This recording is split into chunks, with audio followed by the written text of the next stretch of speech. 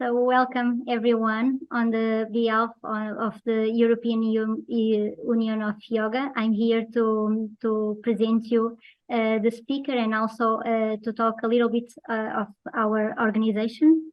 European Union of Yoga is an organization composed by 22 federations and more than 1,000 of schools. There are more than 100 schools recognized by our organization.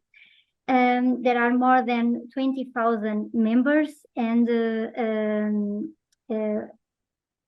more than 10,000 are teachers. So the European Union of Yoga is a very important organization on the recognition of schools and teachers.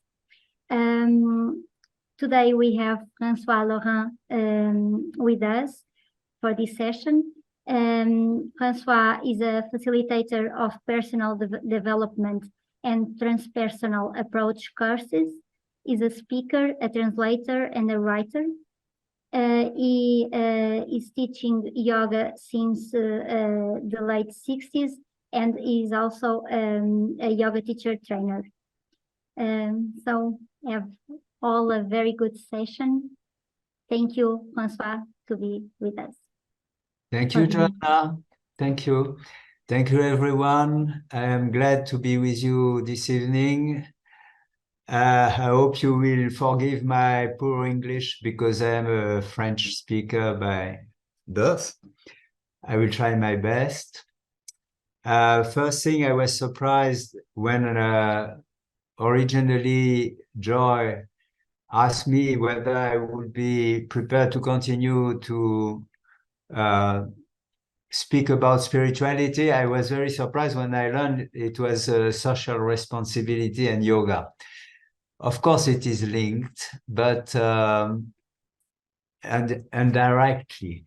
So I want to start with the text I wrote. I suppose you are aware of it, or maybe not, I don't know, but I will start with it because this is what came into my mind when I first received the topic. The title is Yoga is Not an Ivory Tower. When I started in the 60s to practice yoga, it was considered as a very exotic activity and for a few only, and kind of nombrilist. I don't know if this word exists in English, looking into one's navel, not looking at the external world, not sharing the problems of the rest of humanity, but trying to find one's own salvation through yoga.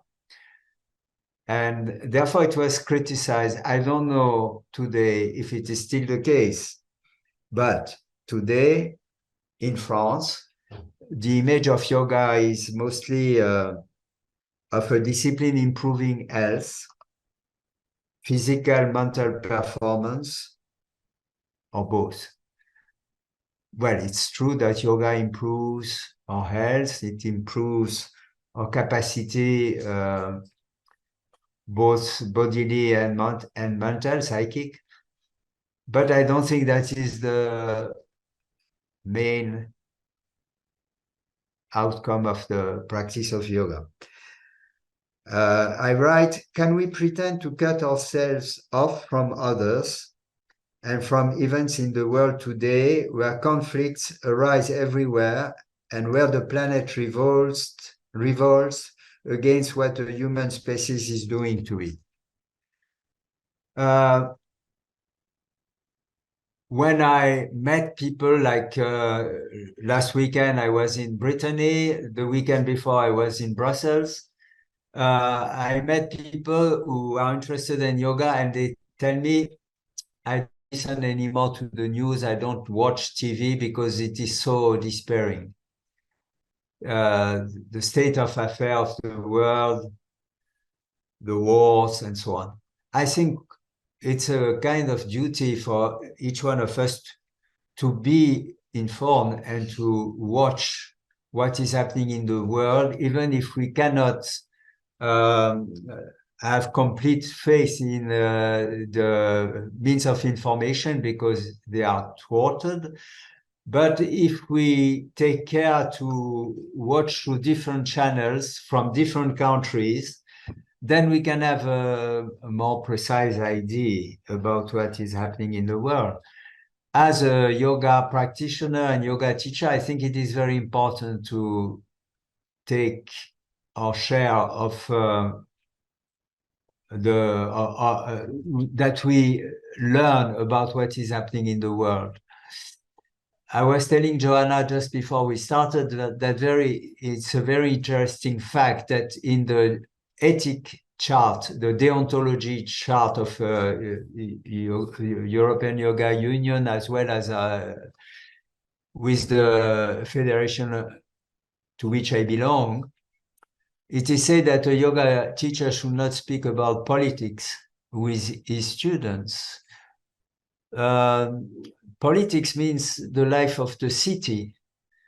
And therefore, I think it is fundamental to share one's views in an open way about what is happening in the world. Otherwise, the yoga teacher is like a zombie compared to the students who come to him or her. Daily life problematics include the question of social responsibility and politics. I write then a few questions. Is it a question for the yoga followers to create groups all over the world to act and share the holistic vision that comes to us from the wise men of the past? The European Yoga Union is an organization, an association, and we have Zinal encounter each year. We share our views on yoga, we share practices, we share the study of text. Last summer, we had roundtables, but very little is discussed about the state of the world and the state of humanity. And I think this is a missing point.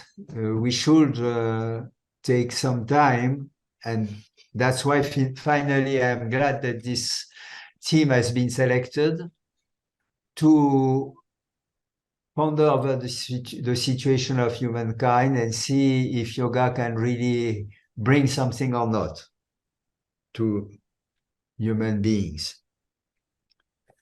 But when we create an organization,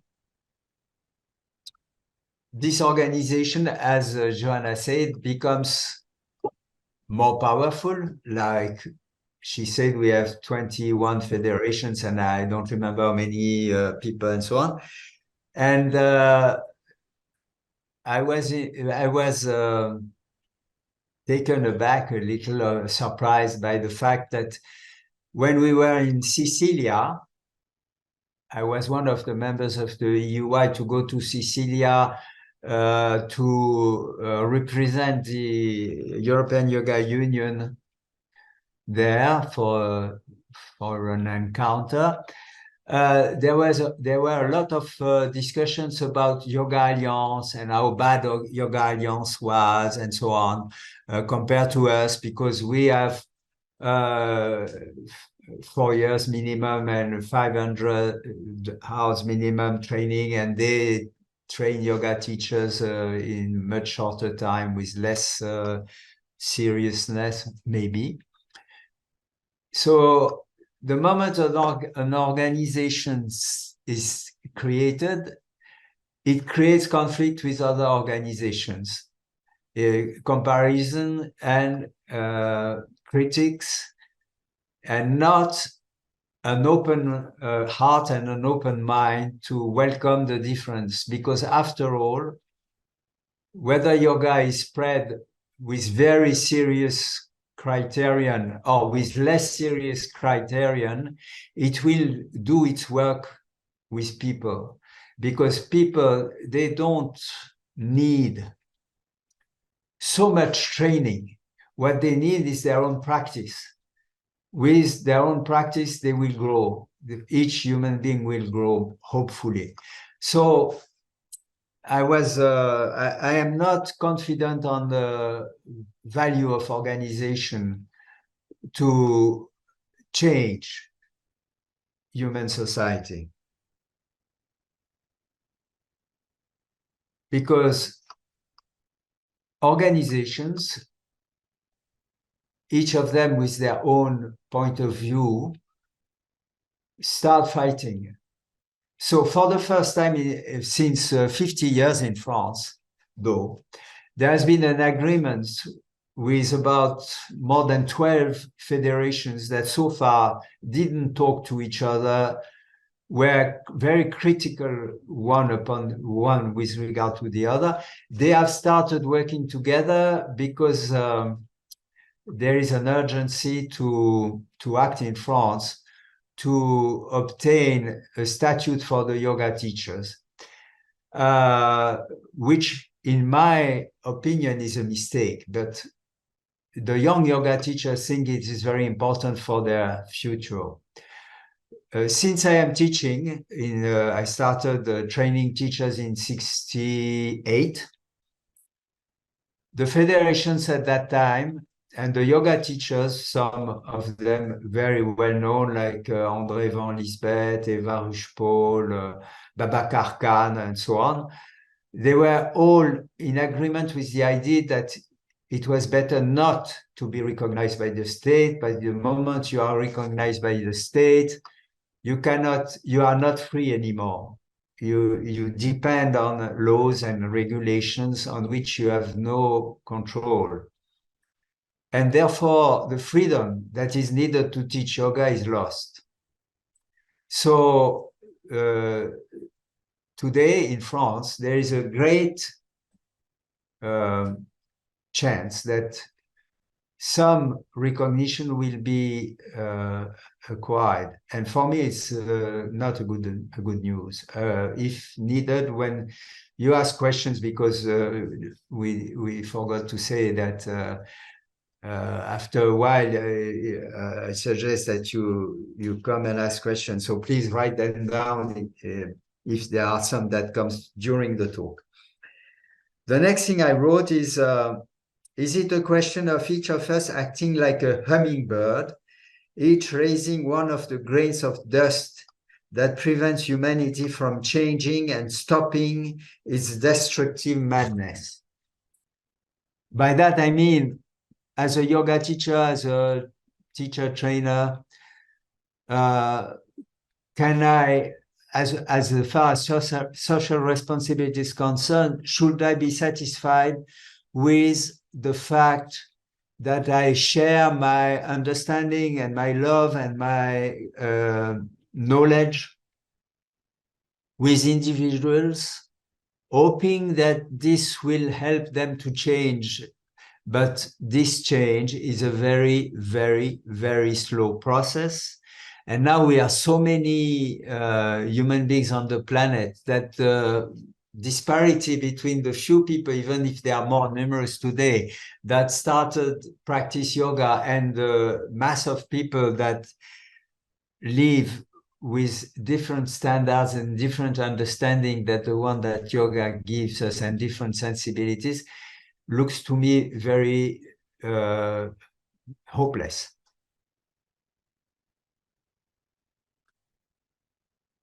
Or should we spread the teachings in the hope that they will touch enough open minds so that through the snowball effect, as many people as possible will be transformed?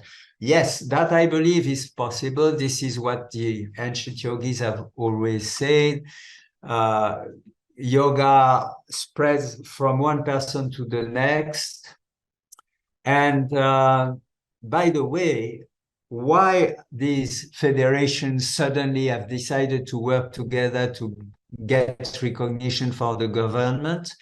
Because some private teachers that have open studios and have received very short training classes themselves have been put into difficulties during the COVID. And they started calling the government to say that yoga was a value for health and that yoga should be recognized. When the federations learned that, knowing the very little knowledge of these people, they started thinking we have to act. But this action, as I said, I feel is not the best for yoga. However, as I said earlier, as a yoga teacher, even if we know very little, if we help somebody to start its practice and its self-understanding through yoga, it spreads around that person. So it will affect the social life, but in a very, very slow manner too. So I have no suggestion that seems to me valid about the state of affairs of humanity, but some of the things I would like to share with you, I will do from an aspect of the teaching of yoga, which is in the sixth adhyaya, the sixth lesson of the Bhagavad Gita, called Dhyana Yoga, the yoga of meditation. And it is in the shloka 29. I say the Sanskrit word and then give the translation in English. Ikshate, the one who sees, Atmanam, that the self, Stam, is stable or is present or is established, Sarva Bhuta, in all beings. And that all beings, Sarva Bhutani, Atmani, are established in the self. That one was self is established in yoga, is unified through yoga, rather, yoga yukta atma, and who has the same glance on everything, has the same, in French we say regard, in the same look, on the same way of looking on everything. So the idea is that we have to come to the point when the differences, which are of the body, of the mind, of the intellect, of the sensitivity also, the differences are less important than the recognition that it is the same reality that inhabits each one of us. That is, to me, it seems the only possibility for humankind to change significantly with regard to the way we function, even yoga practitioners, yoga teachers, and so on, nowadays.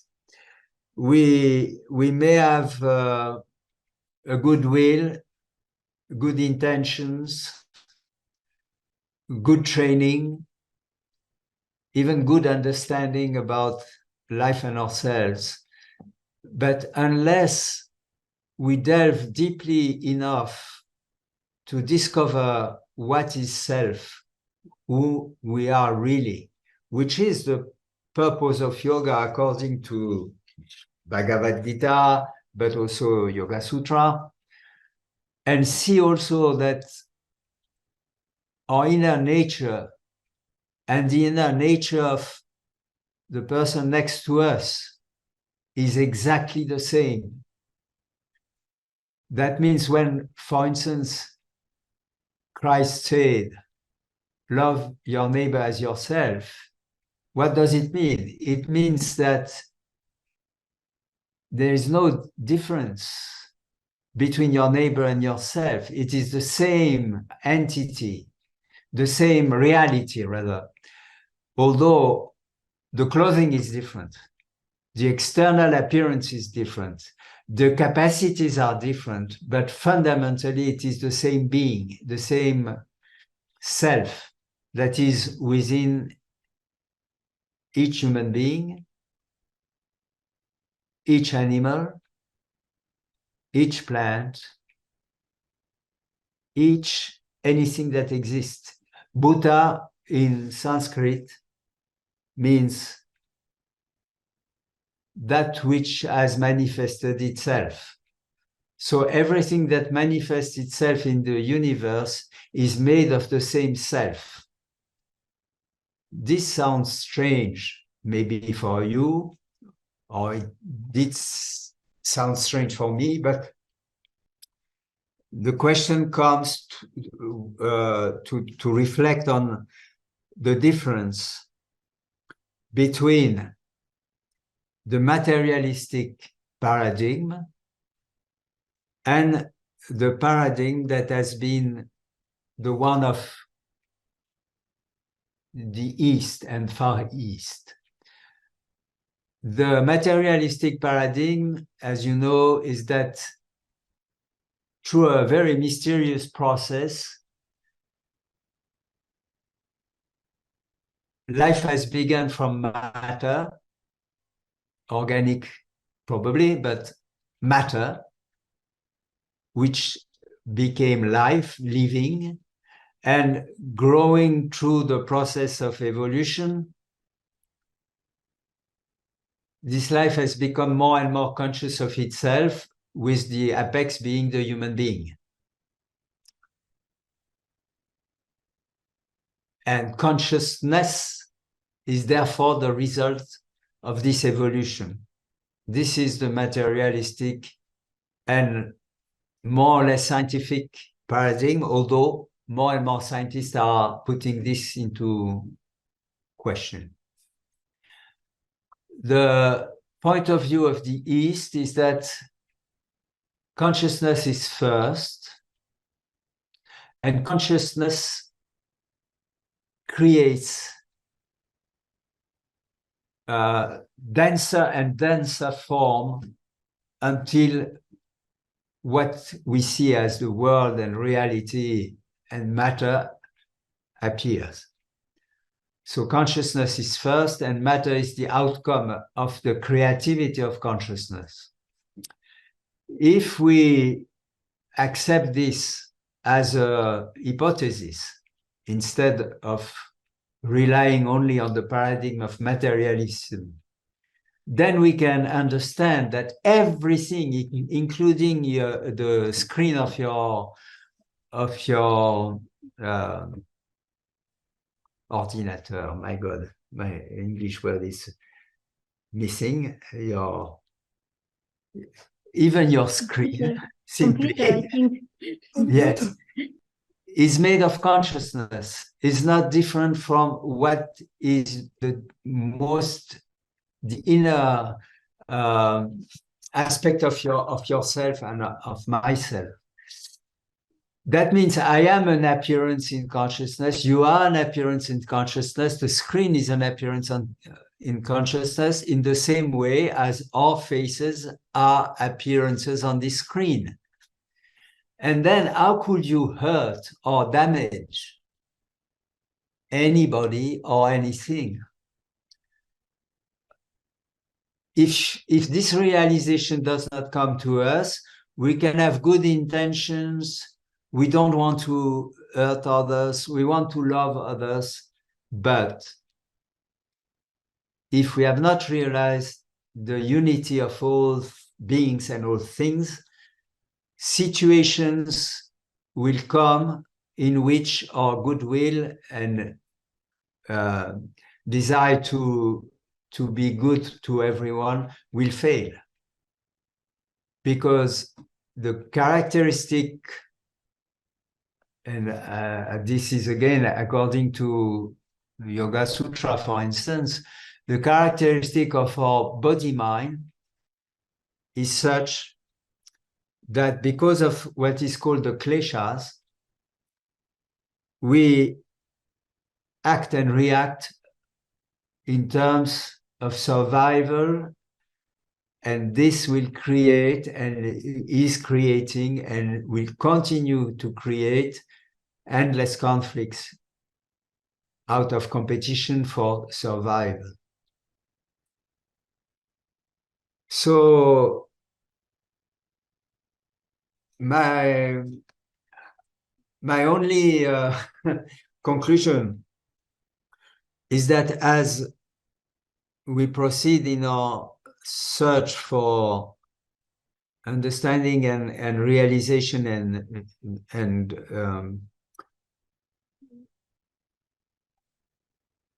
yoga, or maybe only a responsibility is to give all our strength and our passion to realize the truth that I tried to express with this paradigm of the Far East. It is true in Taoism, it is true in yoga, it is true in, of course, Vedanta, it is true in Sankhya. It is true also in the Middle East with the mystics in Persia and in Turkey and in Spain, Ibn Arabi and so on, that there is no separation. Fundamentally, we are all made of the same, not stuff. We are made of the same spiritual reality. And it is only then, if we realize this, that our influence on the world will be adequate, even if today, to me, it seems very difficult to believe that it can still change the course that humanity has taken. This course has been taken long ago. According to me, but it's my understanding and it is limited, we started with as a very fragile species in a very difficult world. And we have learned very early to fight to survive, to fight to have the power of others and so on. So this is very deeply rooted in our psyche. The psyche of each one of us is the psyche of humanity since its beginnings.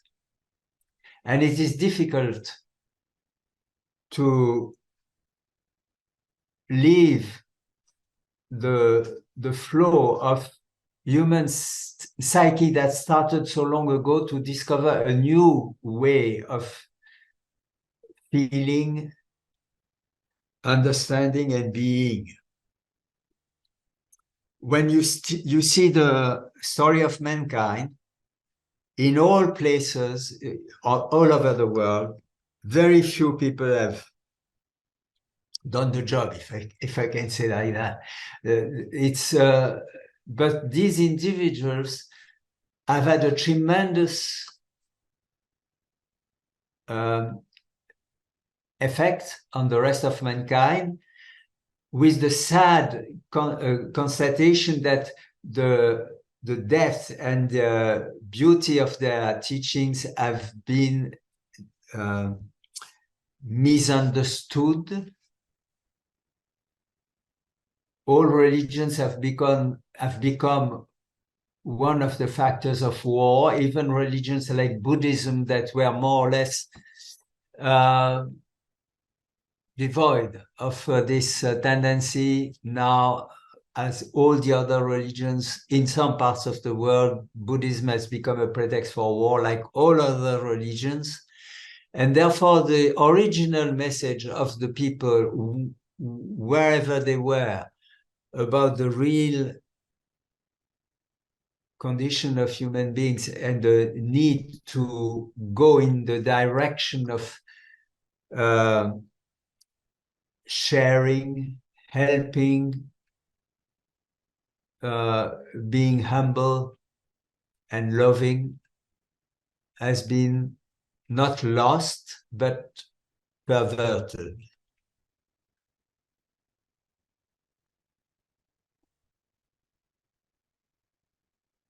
I think I've said most of the things I wanted to share with you. Maybe it's not very clear, my way of doing, so please ask questions and I will try to be more clear. Do you have any questions, Joanna? Have you received any questions? Not yet. Not so far. Not so far. But actually, I have one. If I can. Okay. Yes. Do you think the concept of dharma is connected with social responsibility in yoga? Do you think we can make a link? Yes, of course. The Purusharthas, the aims of human life, according to not so much yoga, but Brahmanic view, is that all human beings are partly responsible for the order of the society in which they live. That means they have to contribute. That is the social meaning of Dharma, to take part of the life of the city. So, as yoga practitioners and as yoga teachers, we have a responsibility. But again, look, we are very lucky to live in democratic countries compared to people who live in dictatorships or other forms of government where the citizen has no say on what happens. However, when you look, at least in France, I don't know in your countries, how people vote, what are the reasons of their choice, it is quite a reason to despair with regard to democracy. Because the quality of education today is not to create human beings that are both intelligent and sensitive. The education is to make people efficacious in the financial and economic realms, because that is the main interest of most people. And all the people who are not able to go in that direction, they are condemned to the same fate as in Rome, the people who were given bread and games so that they kept quiet. They didn't revolt. So we as yoga teachers have a responsibility in education, because teaching yoga is a form of education. But most people are not educated through yoga. So I don't see in democracy much more hope than in other types of government with regard to the possibility for humanity to change in spite of the urgency.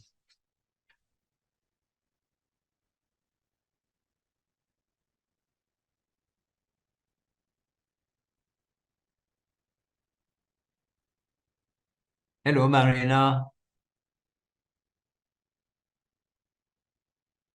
So have you any questions? Marina, I think Marina is talking, but Yes. she has his micro. Yeah. Yes. Hello. I agree entirely with whatever you've said now about democracy, but I don't think democracy exists anymore. I think there is really no freedom in the democracies as they are right now. But I'm really concerned with what is happening all over the world for wars and things like that. And I was just, apart from the fact that we can, in a way, make the revolution in our own hearts, which is the important thing to do. But this is what we can do now. It's all we can do now. What can we do about what is happening? And I mean, it looks to me that it's what Patanjali says, we can only prevent suffering to come. But what can we do right now? Concretely, what can we do right now? I'm really concerned about this. Which is my role right now? What can I do about what is happening? To me, it's not to play the game of cutting oneself from what is happening because it is too painful or too difficult, or with the idea that medias are not giving the right information. We have to keep informed and let ourselves be deeply moved by what is happening. Accept the suffering that comes from our incapacity to act or impossibility to act, because this will help each one of us to change. But that doesn't mean that it will change the state of affairs of the humanity. It's just, again, something that concerns individuals, but will not, according to me, affect a change in the general humanity. But we could think that, you know, if we follow what you've just said, and if if we partake of the same spirit, the moment we sort of act the way you say within ourselves, maybe something can have an effect on all the rest of humanity, of the rest of the world, because we are of the same substance, we are of the same spirit. One could think at a subtle level something could happen like that. Yes, the snowball effect.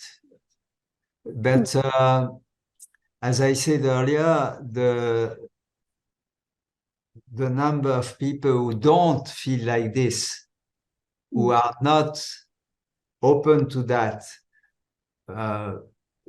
compared to the people all over the world, whether it is in yoga or different in religions and so on, have the same understanding and sensitivity, the balance is not equal. But who knows? No. Nobody can say. I can only share my point of view, which could be understood as pessimistic. I don't think, in my case, I don't feel at all unhappy with the vision I have about the negativity of the situation. Because I think humanity, the story of humans is a very little speck in the totality of the universe. We are the one that have transformed Eden into hell. We are the one that have transformed a beautiful, lovely, extraordinary place to live in concrete cities where everyone suffocates because of gas, of the exhausting gas of the cars and so on. We are the one that have created this world, each one of us. I said I was in Brussels 2 weekends ago and in Brittany last weekend. That means to move. To move means to create pollution, whichever way you travel, unless you travel by foot or by bicycle, which on long distances is not possible in short time. So it's just a constatation that we have to be prepared for the worst, but maybe the worst will not come. And what is it to be prepared for the worst? Is to remember that this structure, body-mind, will die anyhow. And if there is something that is not concerned with death, we have to find it before dying if possible, because we don't know if we can find it after death, unless we believe in transmigration, which is a way of postponing. There is an urgency to find it now, before we die. And I am close to death because of my age. I have been very lucky to live until now, but maybe tomorrow I will be dead. So each one of us has to realize that there is nothing more important in life now than to discover whom we are really, and whether it is true that our self is indestructible, and that beauty, love, understanding, and truth are our real nature. And therefore, maybe practice asanas if you like, and pranayama if you like, and dhyana if you like. Very good. But it's not this way. It's too slow. We have to really ponder deeply whom we are and find out. This is the only thing that I think we can do as students of yoga. Whether it will change the state of the world or not, who knows? I don't know.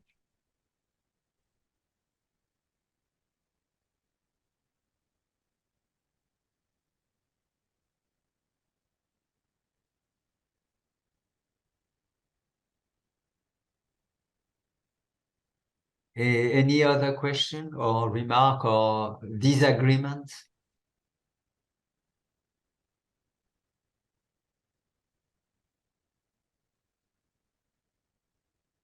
Yes, François, we have a question on the box.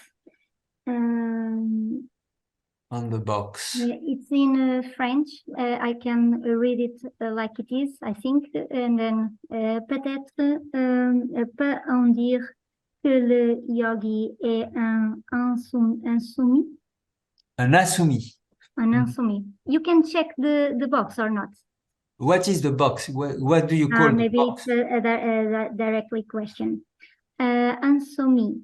Si oui, à quoi est-il insoumis?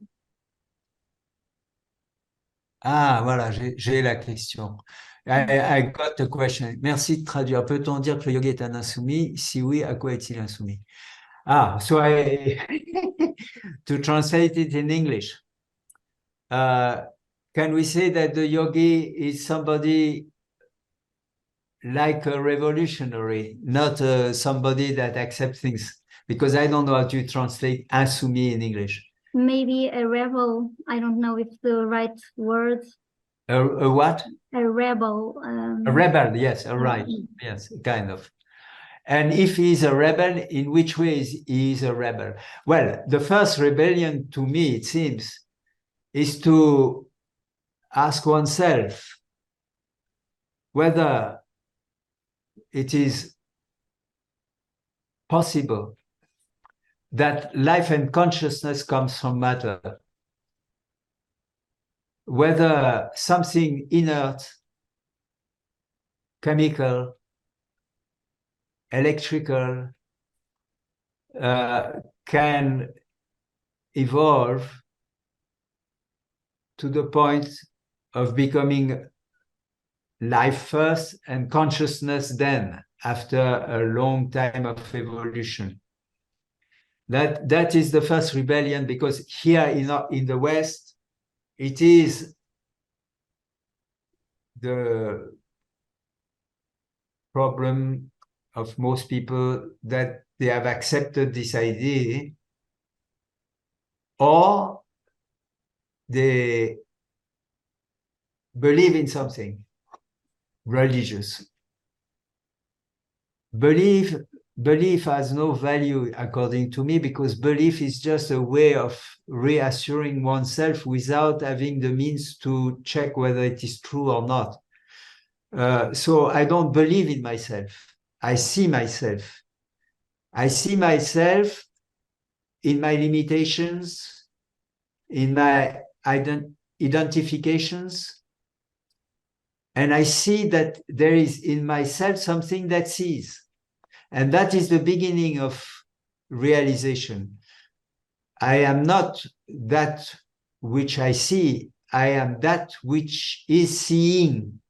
As Patanjali says, I am the drashtuhu, the one who sees, not the seen. The seen is part of me in the sense that I see it, but fundamentally I am that which I see. I see that there is a hand raised, Anne. Maybe she has a question. Hello. So you have to put your mic. Okay, là ça devrait marcher. Do you hear me? Works. Okay, fine. Thank you. My question is about, I hear you, what I hear is you are urging us to question who we are, right? And to indeed push ourselves as far as we can into that question to get into that realization that you talk about. Now, because we live in this world and we are part of it, and it is a question of tonight. Is it a question of what? Tonight. The question of tonight. The question we are asking. Tonight, what and how do we contribute, and to social the time that we allocate to that question to ourselves is limited, right? We don't go into a grotto and ask that question to ourselves every 24 hours. So what would you recommend? What would be the good pace? Like, should it be every morning, every evening? Should it be, how would you suggest us with your experience? Because going into seclusion or in a grotto, as you say, I don't think will change anything. And it is not a question of giving some time to this question. It is question of being aware as much as possible during daily life in our relationship with the closest people, how easily we get into conflict with others, and why do we get into conflicts with others. If conflict starts so easily within each one of us in a relationship, we can understand why there are wars all over the world, because it's only a broad image of what is happening within each one of us. So the listening and watching the way we speak, the way we think, the way we interact, the way we relate. Like, for instance, on the door of the supermarket in the town where I live, there is a man with a dog asking for alms. When I see that man, at times I am moved and I give him something. My wife, each time she gives something, but not because she's moved by the man, she's moved because of the dog. Because she's very sensitive to animals. But I am not so sensitive to animals because I think human beings are animals too, and they merit the same care as the animals do. So to watch these things that happen in each one of us, to become aware of it, is very essential. It is the knowing of oneself on the level of our limitations. But at the same time, whether it is during one of these occasions or any time of the day, just to stop a moment inwardly and say, but whom am I? Am I the one who is talking to Anne now, trying to speak in English with difficulty sometimes? Or am I that silent, invisible space that is listening, seeing, watching, which is the nature of consciousness? The moment there is this little stop, then there is kind of disengagement with regard the conditioning of the structure of the human being made of memory and, as I said, a river, a psychic river that has started in the beginning of the human species and is still going on in each one of us. And then this movement going inner change the situation. Then the relationship becomes different with the person with whom you are. And the conditions that create animosity, war, and so on, for the moment stop. They will come back.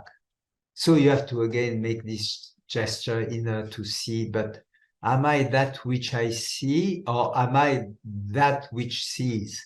And if I ask this question, I come to the realization I am that which sees, and that which sees is beauty, intelligence, truth, generosity, and love.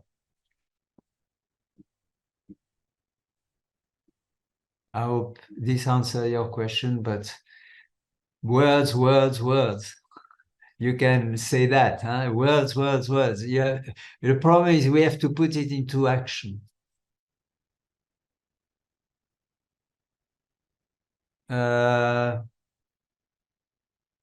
Any other question? Or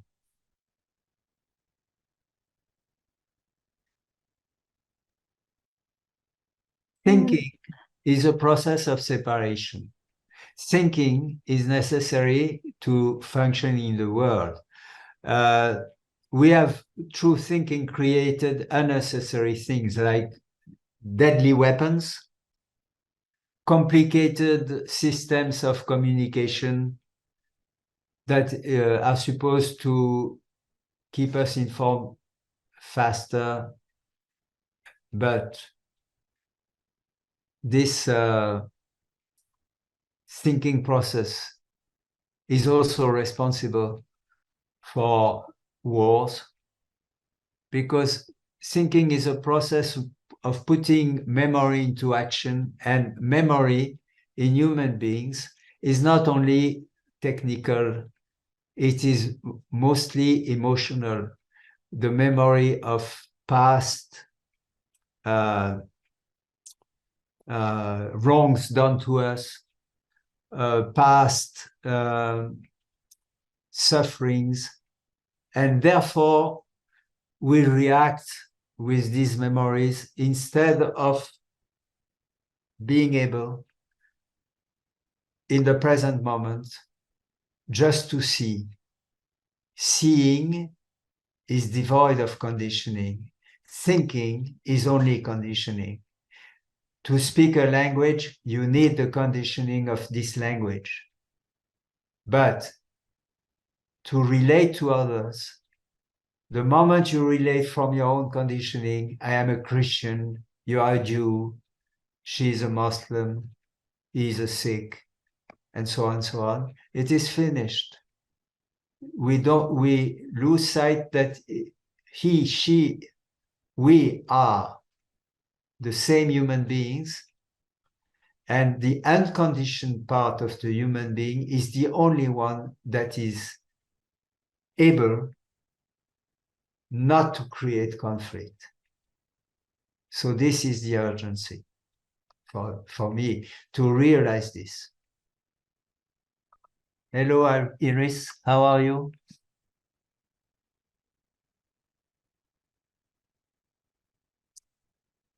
Any other remark, questions?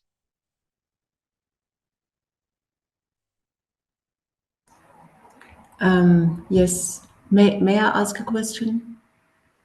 Yes, sure. Yes. So, I mean, the title, Yoga and Social Responsibility, and you said it is very important to know and to contribute, but at the end, what I hear now is that it all comes down to self-reflection. Self-protection. Self-reflection and Reflection, yes. Yes. And self-realization.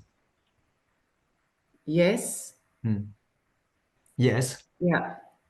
So not necessarily going out and being the rebel and going in conflict and going in discussion and going on protest, but just trusting that in the way that you start to realize yourself more and more by interrogating your own actions and thinking, that you get nearer to spreading out the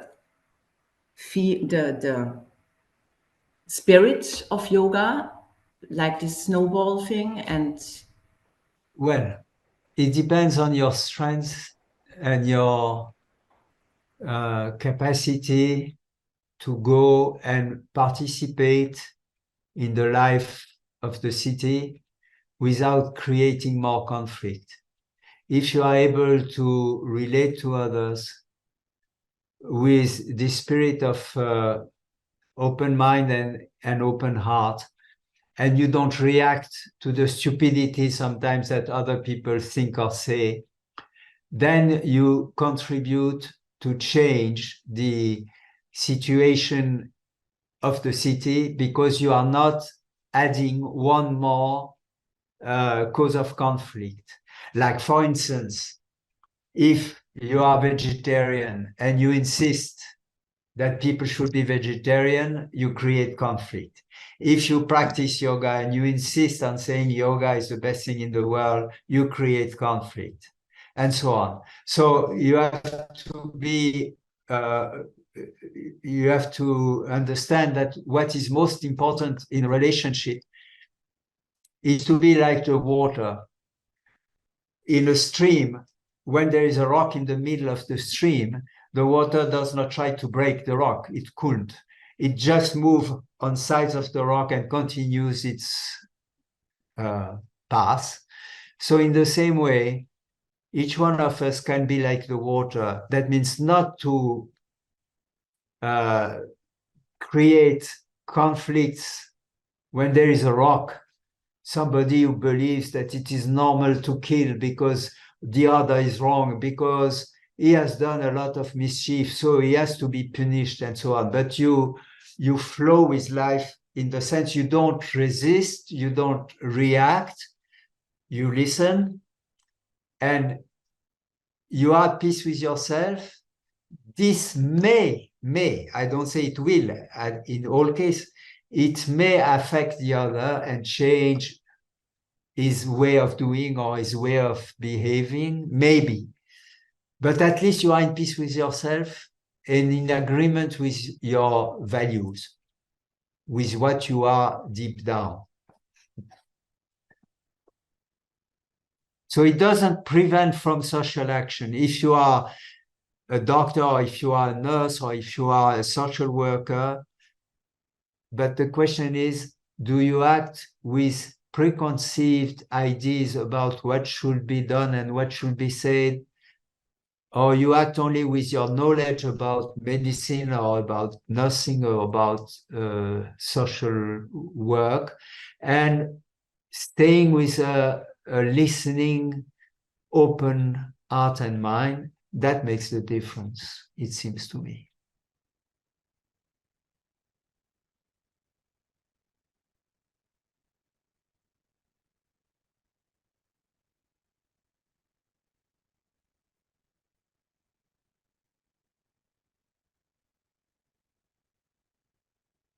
There is something that I wish to ask. Hello, everyone. Hugs to François. We miss you. There is a question regarding the influences that are, you just mentioned the water that passes just with itself, can meet a rock, can meet another obstacle, and just flow continuously. But there are some remarks that are the water is getting from the rock, and there are some influences of the water on the rocks. And for instance, this period of my life is something that I can say that is one of the most significant that I can feel, and I can hardly bear it. And as much as I try to flow, as you mentioned, there is like an inner need to contribute to the others, but still the water like slows down. And I think that once we are in this condition, we try, and you said not conditioning, and you said without breath thoughts. So it's kind of hard job to fulfill. Yes, it is a hard job unless you have realized the unity of all beings and all things, and you accept that the game is out of control. I mean, we as human beings, we are not the creators of the game, and we don't even understand the game. So to flow is to accept the game as it appears to us, and to accept the reactions it creates in us, and not try to flow if we don't flow. If we don't flow, if we resist, knowing that that creates more whirlpools, more conflicts, more wars. But we have no choice. We cannot pretend to be different than what we are. So the beginning of wisdom is to accept that we are as we are, and to flow with what we are, which can be at times very violent, very aggressive, very reactive. It's only a lesson that we have to learn in life, that we have to go through before we can really flow peacefully with the flow of the game in which we found ourselves, but on which we have no control. Marina said earlier that Patanjali says that the suffering to come is the only one that we can avoid. But the suffering to come will not be avoided. It's not the suffering of wars, of conflicts, interrelationships, and so on. It is the suffering of not seeing that we are that which sees, and not and we are not that which is seen. The body is seen, the thoughts are seen, the sensations are seen, the emotions are seen, the perceptions are seen, but that which sees, we forget that this is what we are. And unless we discover it concretely, we have no other choice than to be as we are, as a limited human beings, limited through its conditioning, and we have to surf on the wave of life according to our capacities and conditioning.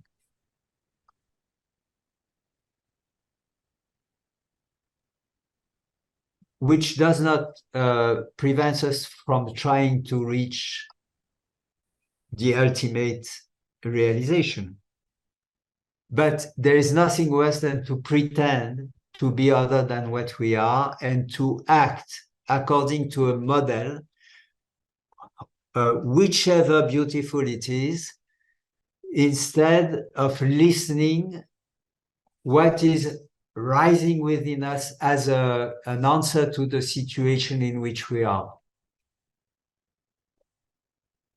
I don't know if this answers your question or remark, Iris, but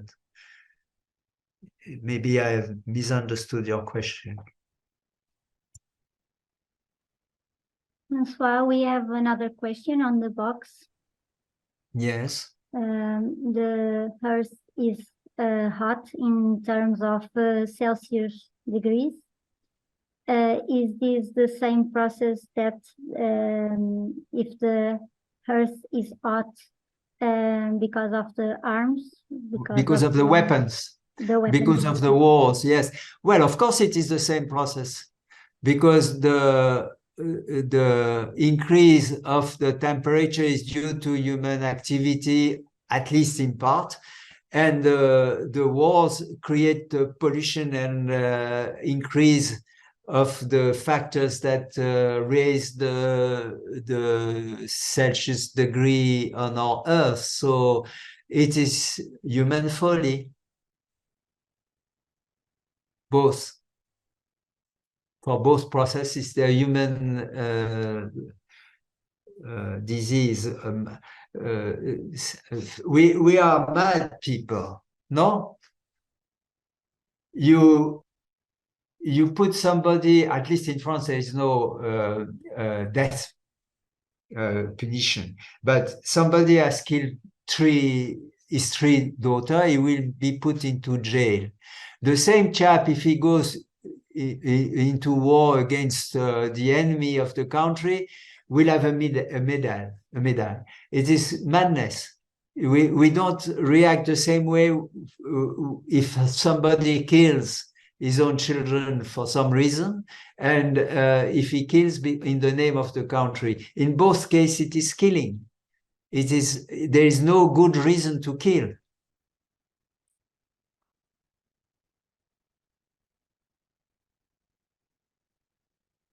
Or maybe you know some good reason to kill.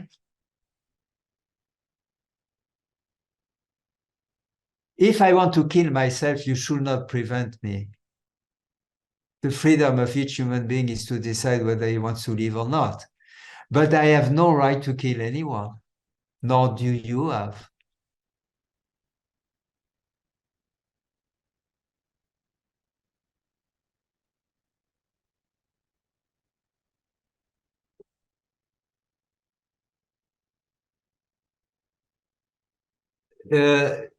It's different. Let us imagine that one of you have a weapon that can kill me through the screen. Then, if I see that you are going to use that weapon, I can use my own weapon to kill you because I am in a process of self-defense. So the only situation maybe where you are if there is no other solution, if I cannot escape, well, of course, what I will do, I will shut my screen so you cannot kill me. It is better to try to escape than to fight. Because in fighting, there are two victims, the one who is killed and the one who kills.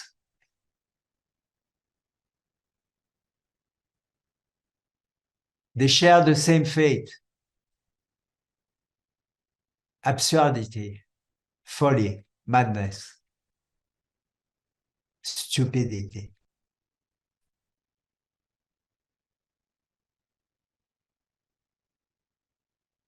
I believe, Sorry, yes? Sorry, I believe Marina wants to say something. Marina, yes. You have to unmute.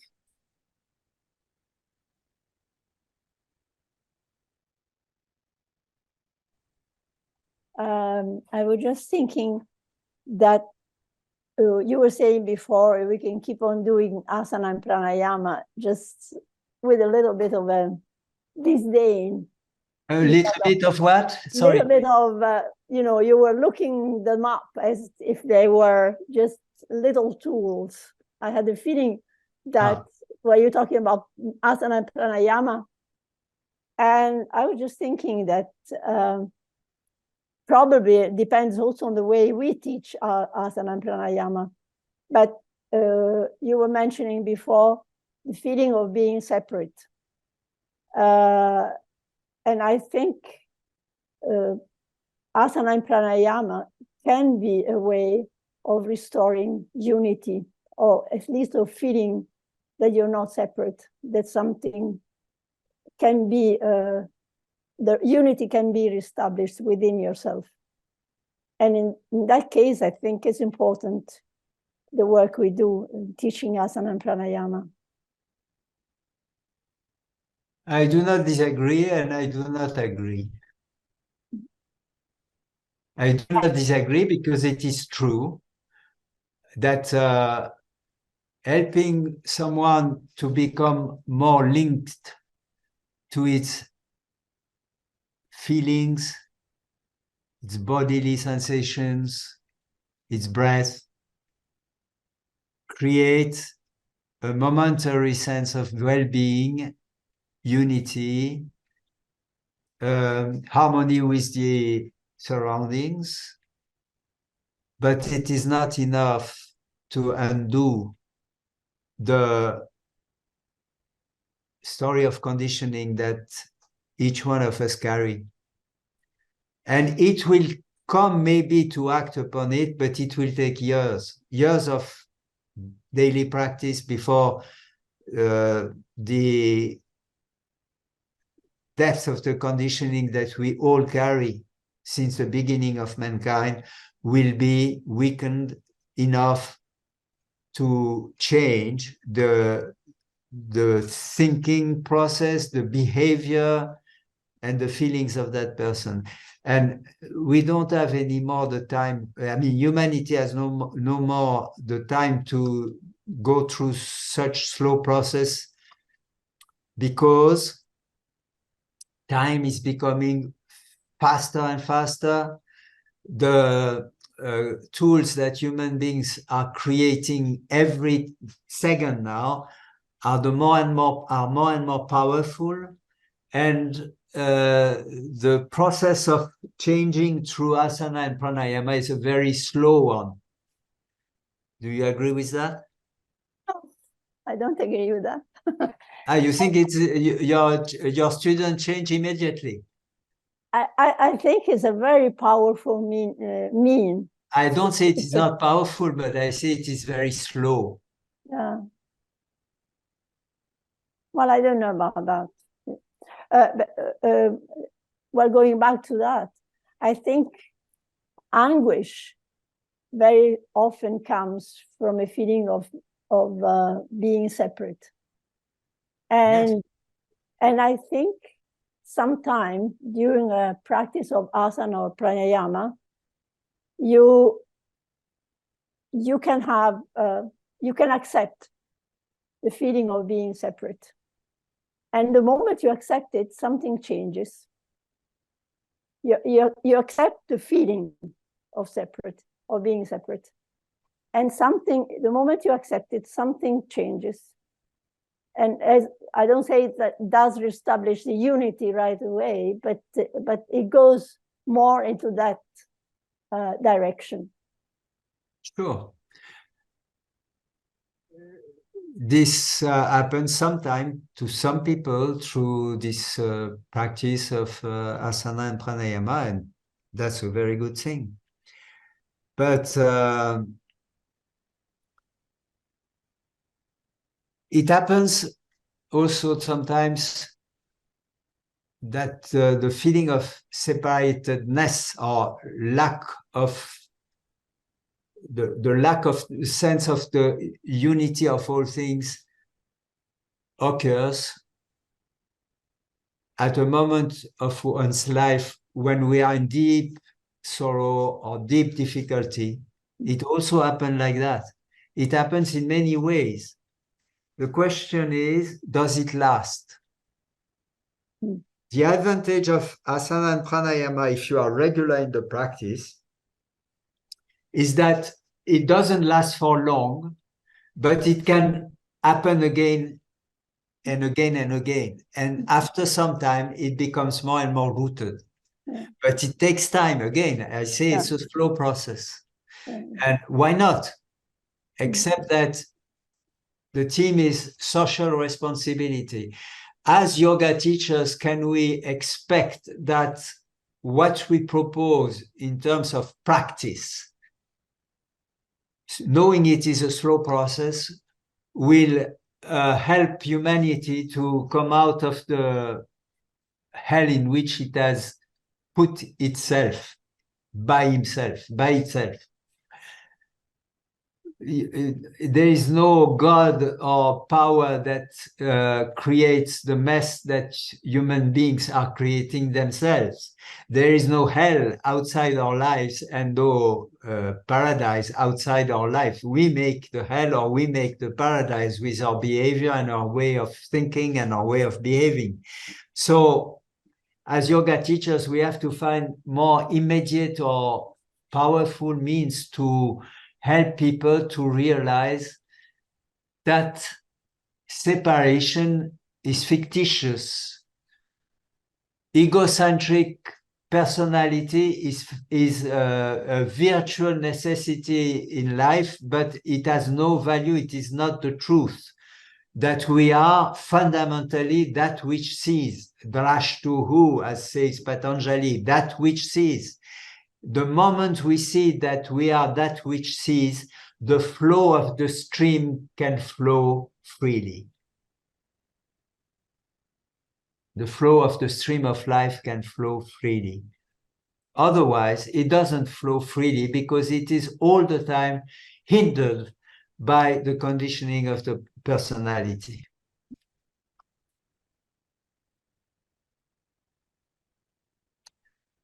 Well, that was interesting. I am running out of time. Thank you again, and until next time. Okay, that's not a question. Yes, we are mad. Yes, Han, yes, we are mad. We are all mad, more or less. And I hope for you that you will be less mad than most people. As for me, I know the question is over. I am mad. Why not? Life is mad. The power that is playing game, creating this mess is mad. And maybe madness is the fate of eventually all people, but it's a bit difficult to accept. We would like a very sane world with very sane people, everything well ordered. But whoever has gone to India knows that you can live in total madness as well, in total disorganization, and life continues. So let us continue with madness. I'm just thinking about the madness. Your madness. There What is is your another madness? thing that Yes. thinking about really something is changed. I think most of my friends that are teaching as well, and mainly with therapists, we are, like you said, there it takes time through asanas and it's like too long. And if we want to get to the point, like we say the point, but if we are, so we are like skipping things, but putting much more depth into other things which are evoking for people. And by this, they are obliged or forced in some way to look better, or to have What do you mean by more evoking? clear. What do you mean by evoking? It's like Concretely, in one, yeah, for example, if someone is coming, of course, without specific pathology, yeah, and we are just making him turn on the light on himself. I mean, and all the rest of I mean, it sounds weird to say it here, but all the other steps are just missing before. But this is the way. It's like a direct flight, instead of going from one spot to another spot in order to get to the final destination. So it's like a direct flight. And it looks, lately, I feel that it makes people more aware. And this is how I look at the last thing that you were just mentioned to Marina. It is something that is seen, maybe because of reality also makes us like this. So we are just reflecting it through the patients. Right. This is for me the most fundamental teaching in the Yoga Sutra, which is called Kriya Yoga, Akra, which is in three parts: Tapas, Swadhyaya, Ishvara, Pranidhana. The first part is not so important. It is a kind of help to develop more strength and more energy, fire, more passion in the search for yoga. The last step is out of reach, Ishvara Pranidhana. It is the consequence of the middle one, Swadhyaya. Know thyself, know yourself. And knowing oneself is not only knowing that I am that which sees, but it is also knowing the way I behaved. Listening to the story of that young girl that was taken by the Hamas during the festivity and was raped. And the people who described her said in her room, she looks everywhere where there is no one, because every human glance is like a wound to her. So in order to be repaired, she will have to face the fact, ready to face the fact, I think. I don't know the circumstances, but it is terrible. And at the same time, as human beings, we have no other choice than to face the fact of what we are and what is happening to us. It is the only thing that is not a belief, but a reality. And we can only proceed from reality. If there is a rock in the middle of the stream, no need to believe that God will remove the rock. We have just to see that there is a rock in the middle of the stream. And then we can either pass on the sides, or we can break ourselves against the rock. But at least we are in the reality of things, not in a kind of imaginary process. So this is it seems to me the basis of any spirituality, of authentic spirituality, is to face the fact and to know the fact, to see the fact and to know the fact. And this is what they are to me, not recitation of holy texts and all this blah, blah, blah.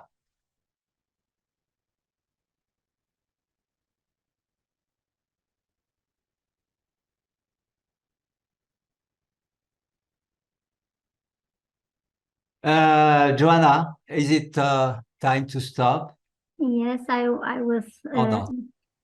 waiting, just seeing if there is any more question. If not, I would like Last one, to. then. I already do it, did it. So I would like to thank you very You much. what? Sorry, I didn't see. Sorry, I was saying that I already made you a question, the first one, so I don't have any more. And Yes. I was asking If you want to put the last one, you are.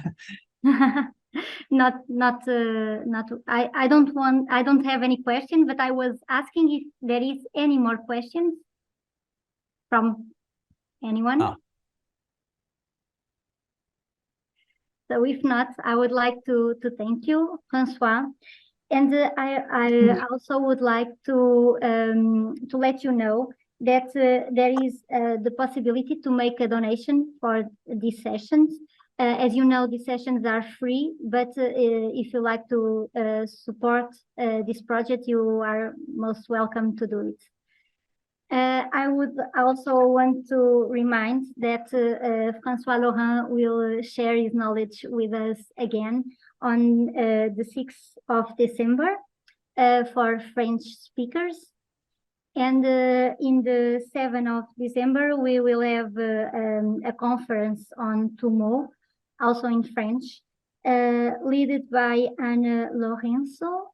That is here with us. I don't know if she wants to say something about it. And also by Philippe Joarikian. Yes. Sorry. So yeah, I just say that indeed we will talk in French for that session, and then in January we'll have an English session about the subject as well for the English speaker ones who would like to follow that. Yes. Thank you very much, Anne. And thank you all. I salute every one of you. I wish you the best. And thank you for listening and putting questions. And thank you, Joanna, to have taken this task. Thank you very much, François.